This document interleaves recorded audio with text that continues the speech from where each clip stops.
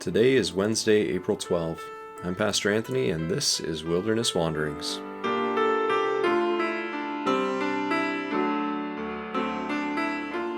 Today our text comes from Philippians chapter 1.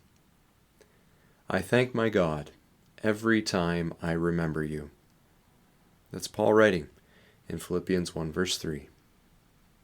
This first little sentence of the letter is worth lifting up all on its own. On the one hand, we know that Paul did not begin all of his letters this way. For example, you can look at Galatians 1 verse 6.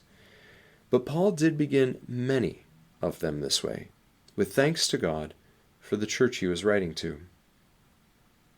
Gratitude is not always, perhaps not even very often, our first reaction when someone pops to mind. Often we think of someone because that person's connected to something we have to do, or something that we've felt that we still need to process. For example, it could be because of some challenging interaction we've had with them that we're mulling over, or something challenging going on in their life that we're thinking of supporting them in. That's a to-do. Or some task that we still have to complete with them or for them, which is more obviously a to-do.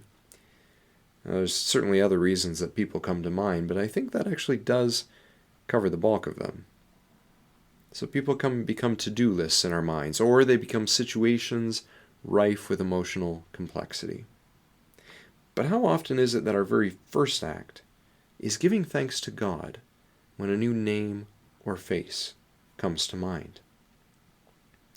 Perhaps these are not immediately people that we are thankful for, not even that we want to be thankful for. But what if we just did it anyway, as Paul does here?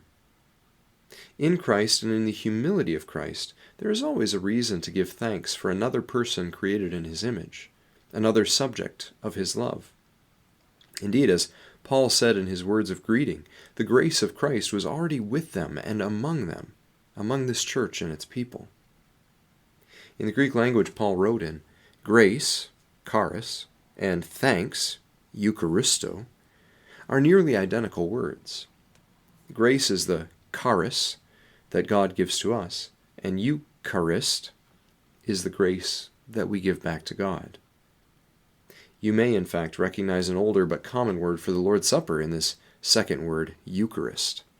In Greek, it's simply the word for thanks, which is how the meal came to be known early on in the life of the church. But to come back to the main point, in response to the grace of God given to and through the Philippian church, Paul responds by thanking God. C.S. Lewis once noted how the best way of learning to love someone was to start to do the actions of love toward them. Start acting like you love someone, and eventually you may just find that you do. Not all at once, of course, but slowly you may find that you are annoyed less, that you begin to notice positive or clarifying or nuancing qualities in them more. New possibilities open up that weren't there before. Eventually, forgiveness and love begin to flow as well. And it all starts with this small word of thanks. If not at first a true thanks for the person that's come to your mind, then at least a responsive word of thanks to God for the self-same gift of grace that He gives to both that person and to you. Try it out in the next day or two. Every time you remember someone, respond in thanks to God for them, before you do anything else.